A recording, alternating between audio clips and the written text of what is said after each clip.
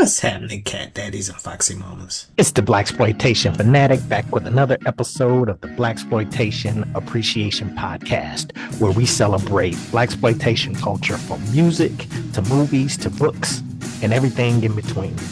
So let's go ahead and hop into today's episode. And the movie for this week, y'all, is The Monkey Hustle. Came out in 1976 by American International Pictures, directed by Arthur Marks, who did a lot of Blaxploitation movies, several Pam Grier movies he did. Foxy Brown, he did Detroit 9000, which will be coming up in another episode, and several others. And pretty much the overview of this movie is Yaphet Kotto, you see him there on the poster, plays a con man who trains and uses apprentices to pull off some of his scams, primarily young baby D, played by Kirk Calloway there on Kirk Calloway right there. And so the movie in and of itself, director Arthur Marks said it's kind of like a modern day telling of the Oliver Twist story. So Yaphet Kotto being Fagin and Baby D being Oliver Twist. So, he said that was kind of like the background behind the story of it. And this one is, now I have to tell you about The Monkey Hustle. First time I saw this, I kind of hated this film. And the reason being is because I was comparing it in the Blaxploitation lexicon to like Shaft, Superfly, Black Caesar, all the kind of like gangster type of or more hardcore Blaxploitation movies, and this one just didn't fit in that vein. So I was a little like, man, I don't like this. But again, with the Blaxploitation movies, I go back and watch them several times over and over and over. And the more I've watched this film, the more I've grown to love this film, because The Monkey Hustle is it's a feel good film. It's just like, and one of the things about Arthur Marks as a director is a lot of the movies he shot, he didn't do in like Hollywood studios or anything. He actually did them in the inner cities themselves, or in the city where the movie was based.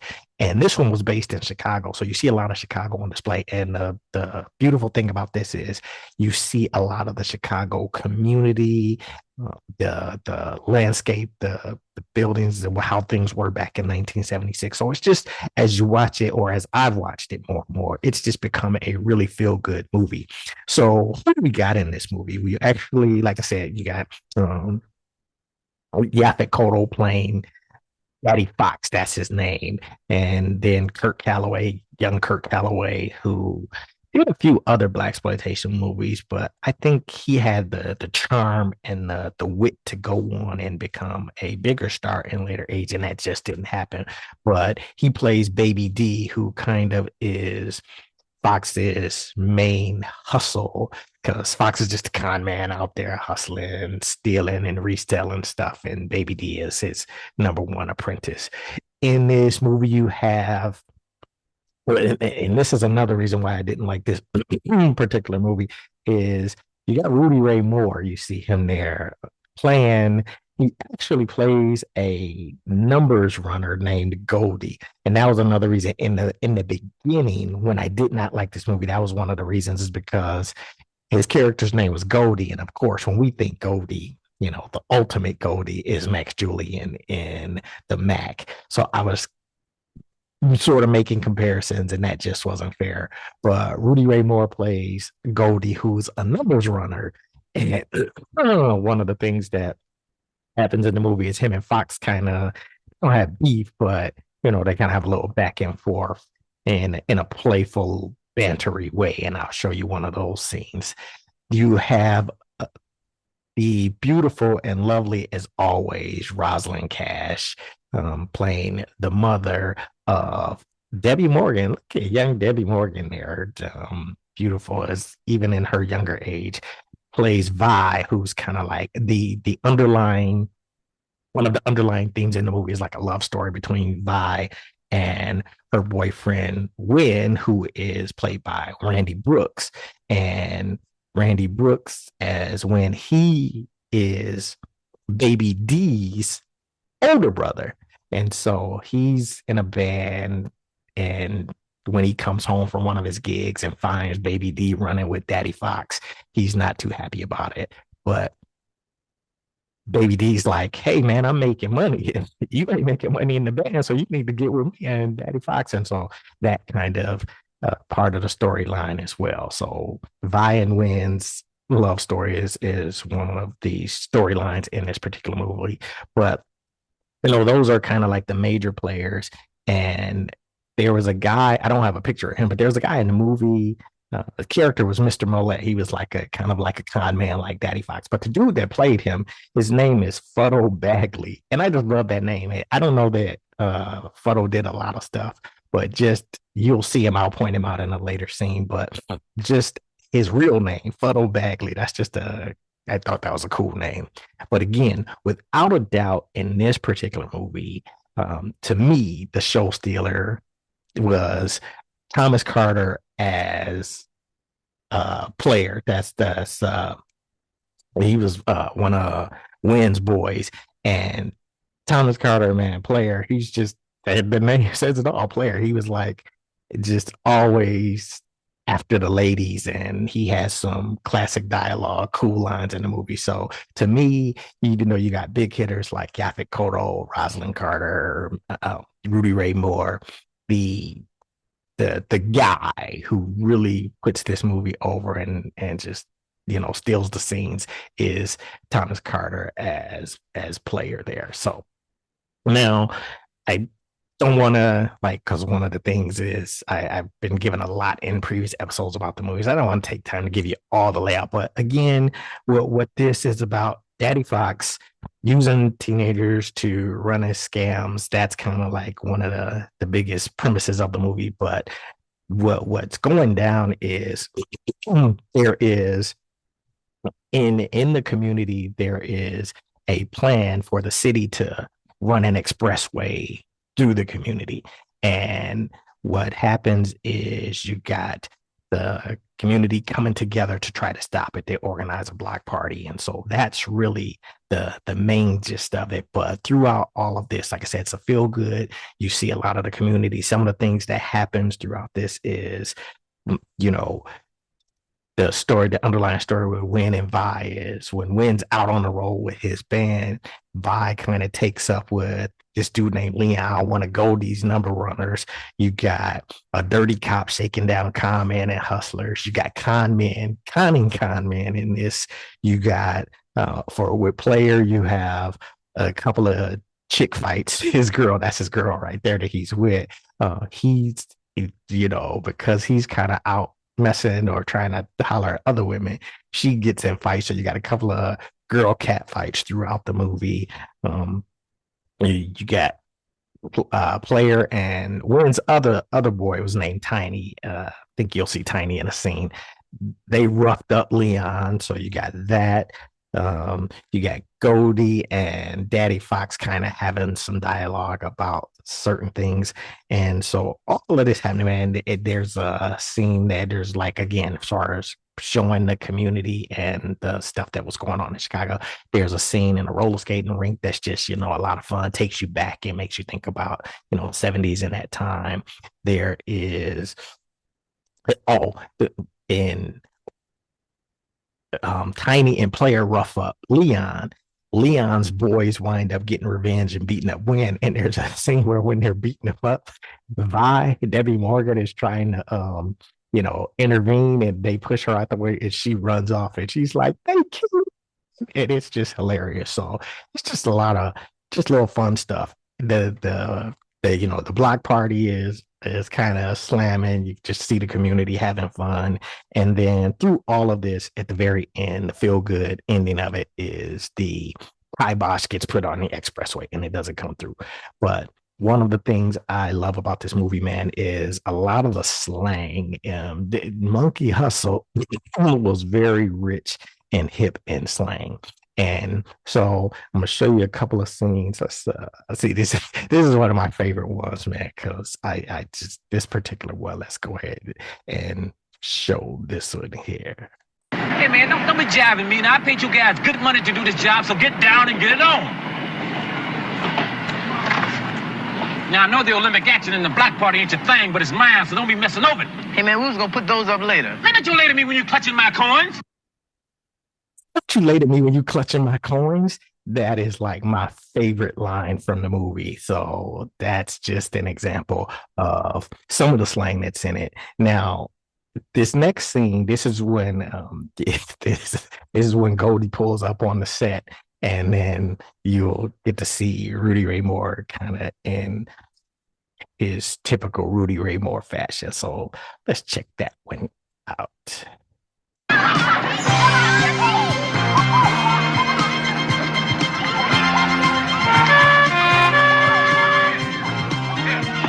Hey, look, go. Kiss his right. Yeah, it's old Goldie. What's happening, How you bro? been, brother? How you been? All right, yeah. Just look at you. Man, you got to cut out this petty stealing. It's bad by image, brother. We doing good with the neighborhood collections in this community. Why here? Ripping off newspaper boxes is not our thing. Can you dig? Yeah. If you're gonna steal big. Goldie will show you how to do it. You're gonna steal big. Goldie will show you how to do it. Now, one of the interesting things about Rudy Ray Moore in this film is Arthur Marks said that Rudy Ray was so terrible at script reading and just doing lines that he just kind of told him to wing it, be yourself. So I can't say with absolute certainty, but I'm strongly confident that a lot of Rudy Ray Moore's dialogue is actually improvised. He just kind of winged it. And so here is another scene with him talking to Daddy Fox. Oh, Foxy, you're shining me on. Why don't you listen to my rap? I can make it worth your while. I can take you out of them Sweetwater suits and them insurance man shoes. Put a lot of green in your pocket. Can you dig it? Foxy, you're shining me on. Shining me on.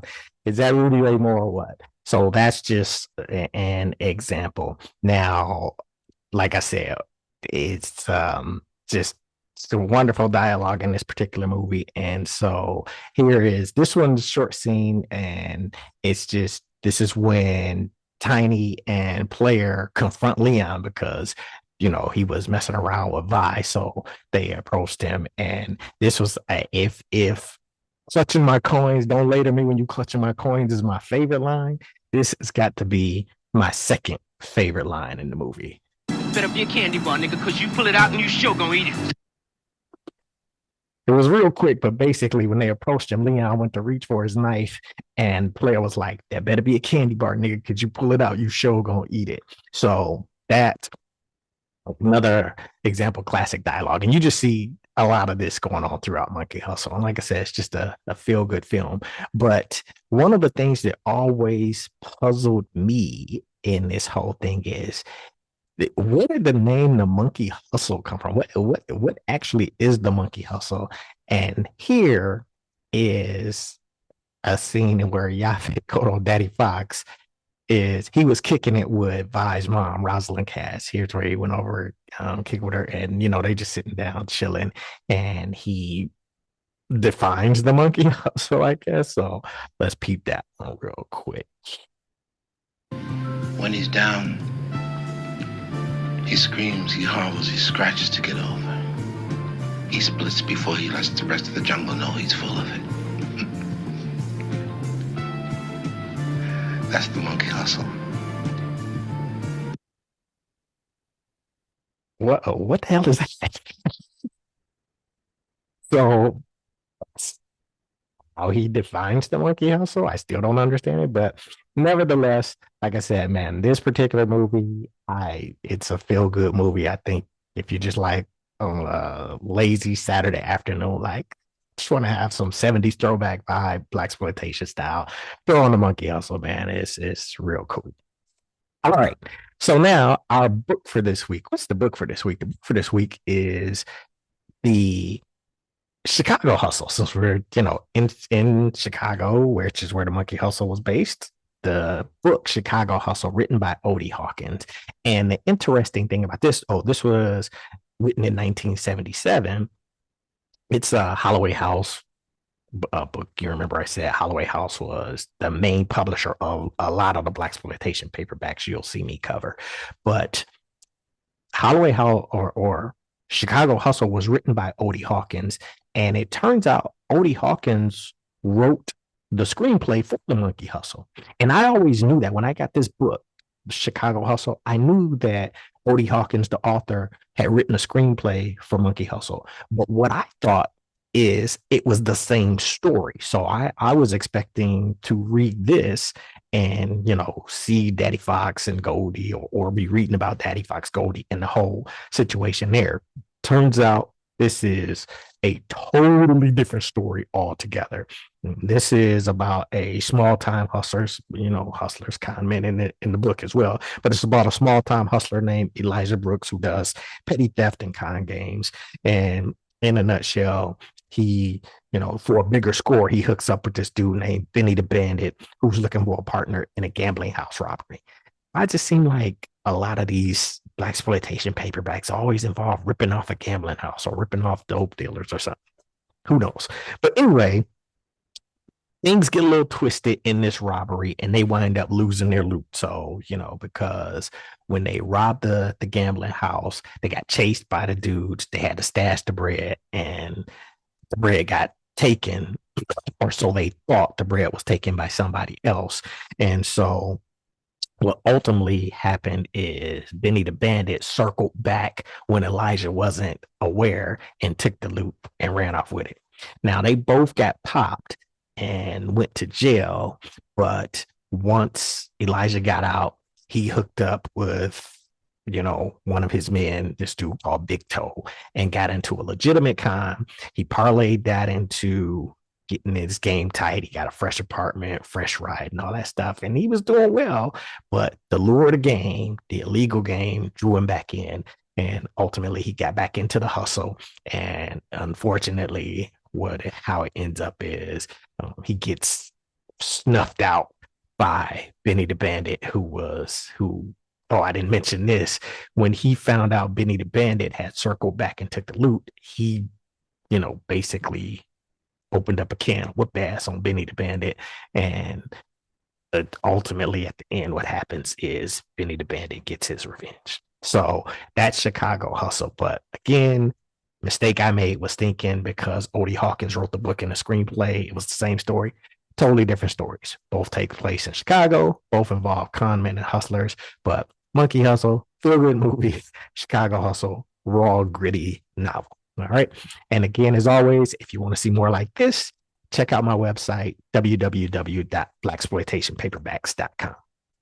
All right. And so since we're in the vein of hustling, I'm going to call this one the Hustle episode. Our music for this week is Hustlers Convention, the album Hustlers Convention by the artist Lightning Rod. And when you say Lightning Rod, who is that? Lightning Rod was actually the pseudonym of Jalal Nuruddin, hopefully I'm pronouncing that right, who was one of the members of The Last Poets. And so he did this album as the alter ego or under the pseudonym like Lightning Rod. And this particular album is basically almost like a precursor to rap. It's rap / poetry album set to music. And the cool thing about it is Kool and the Gang were the group that did the background music all throughout. And it's almost like clocking in at only about 32 minutes or so. It's like listening to a Blaxploitation movie because it tells the exploits of two fictional hustlers, Sport and Spoon, and it just goes through like a scenario in a gambling house and just kind of Spoon getting out of jail, Sport taking care of it. It's a real cool listen, man. And the thing about a lot of people sample this one. Oh, going back to Kool and the Gang doing the music, it's funny because I was reading a story about it. Is I guess Lightning Rod was recording this in a studio, and the studio he was recording it in, Kool and the Gang was doing a session upstairs. They were recording in a different room or a different part of the studio upstairs, and he just went up and said, "Hey man, I need some backing music for this and I want you guys to do it." And they came down and just kind of jammed out on it, which I thought was pretty cool. But it's a classic album, and again, there is a lot of samples out of this one. People like the Wu-Tang Clan, Beastie Boys, the DLC, LL Cool J, MC Light, Pete Rock. They've sampled stuff. Then a lot of, as much as the music in this has been sampled, probably the vocals have been sampled just as much, if not more. This is kind of like probably the song where the drums from this one, this is Sport. The drums from this one you may recognize from a lot of samples.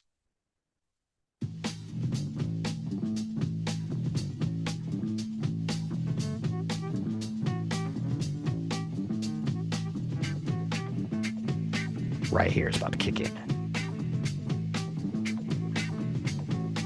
Oops.